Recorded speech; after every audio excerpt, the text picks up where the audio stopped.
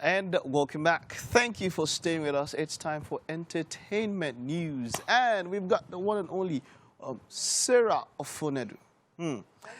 My full name. I don't understand. Why did you have to call my full name? What's with all you OAPs? It's Big Sarah for a reason. Why are you calling my full Sarah name? Ofonedu, that's her. She's here, a.k.a. Big Sarah. Of course, OAP with Max FM and all of that. It's great to have you. You are welcome. Thank you so much. You look lovely, by the way. I love the dress. I always look lovely. There you go. But thank you so much. Just take the compliment and just stop being proud. Great to have you, yeah? So you have a lot to talk to us about today, yeah? Yeah, How have you, this season of Big Brother Naija, have you been following it? Yeah, to an extent I have. Okay, all right. You also are on Reality Check, right? Yes, and all of that. am. So definitely you're going to So it's part of my KPI, so what Big Brother... Oh, interesting, yeah?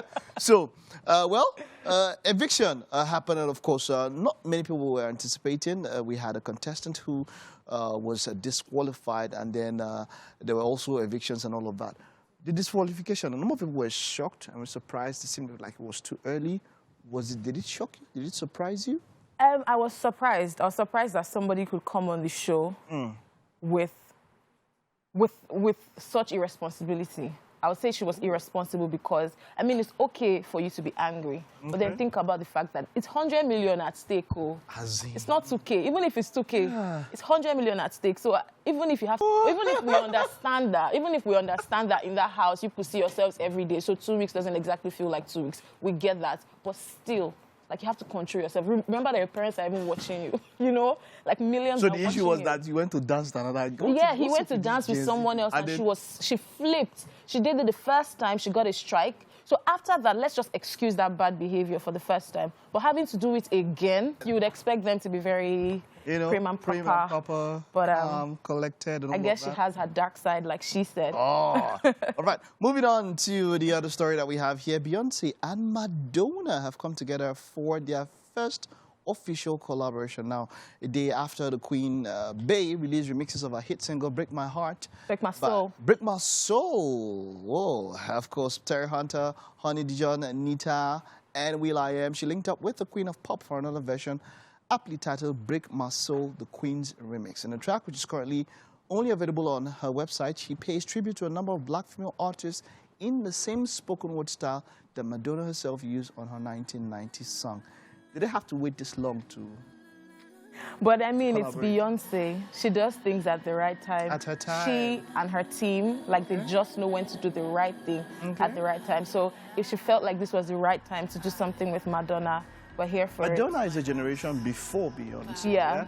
And, you know, I would have thought that Beyonce would maybe want to do with a Gen Z person and all of that. But this time, I mean, she had Thames, who is almost Gen Z, so it's fine. Okay. She had Thames on the album, which is fine. But then I love that her collaboration with Madonna was not just vibes. Even though this song is like vibes, we're dancing and everything, but she was giving credit to, like, women who have done this pop thing for a while. So she gave credit to, like, the likes of Aretha Franklin. Exactly. So she has Madonna on a song where she's paying tribute to, like, the greats of the greats, even down to our modern legends like Rihanna and Nicki Minaj. So, like, I think she just did the right thing on the track. See why you're the connoisseur on entertainment? Well done, well done. Now I understand why she would go for a Madonna. Yeah, it just made sense. It just made sense. It does make sense. Right, moving on from that now. Oh, Queen Bey, wonderful, wonderful. My queen. Your queen. You're part of the Bayhive. I am my queen. If you're not a Bayhive, I don't even trust your intelligence. What is Bayhive in the first place? If you're not a Bayhive, I mean, she's the queen bee. The Bayhive is like the hive of, like, the bee. You know how it is now. She's the queen bee. So, like, we are. Do you understand? I'm not a bee. That one concerns you. Me, I'm a bee. I am a lion. Okay, moving on from that, Khloe Kardashian and Tristan Thompson have welcomed their second child via surrogacy. Now, a rep for Kardashian confirmed the child's birth, saying the baby is a boy. Now, though the former couple have not yet settled on a name, they currently share a 4-year-old daughter, True Thompson. Now, of course, news broke out early and all of that. They are not together at the moment, right? Yeah, they're not. They're not together. They're not. And then they decided to have a baby. Yeah. Via surrogacy. Yeah. That means that you got the man seed, sperm, and all of that. Yeah. Why would she want to go for a baby daddy that she's not with? See, if that was the issue, it's a different conversation. Like, why would Khloe want to go for a baby daddy that she's not with? What I have issues with is, why would Khloe want to have another child with a man who has constantly disrespected her? Not just privately, but publicly. Do you understand? Like, that's the part that I don't get. Like, what's so special about wanting your kids to have one father if that father is someone who has made you look like a fool to millions of people? That's the part that I don't understand. I once had this colleague who said she doesn't care. There's no way she doesn't care. She's not human. Okay, so she said that I just need you for to complete the circle. I cannot produce a kid on my own. If I could produce a kid on my own, I would have. Then get another man. You're a Kardashian. So, exactly. So I think for her, she's pushing it like, look, I want them to come from the same father. It doesn't matter who he is, but at least they have the same seed. See, I don't buy it. You know, one thing about the Kardashians, they know how to cover their, like, they know how to make themselves look like saints. So this is surrogacy. I don't buy that story. This is not a case of something that is just a accident or mistake. And, hey, both of us. Like, this man has disrespected you. Why? So why would she do that? Why? Why would she do that? Why? Okay. Why? It doesn't make any sense to me. Even somebody said that it's possible. So I saw this TikTok. It's possible. So this is just fans talking, though. It's not like confirmed. But someone was like, that is very possible that Kim Kardashian and Pete Davidson had to date for that 9 months when a surrogate was expecting Khloe's baby, just so that the media gets distracted from them. That thing just made sense to me. So that thing just made sense to me, honestly. I'm never going to lie. What do with all the brands now that they've broken up? Now all the branding. On his body. He'll grate his body and remove it. You're not nice.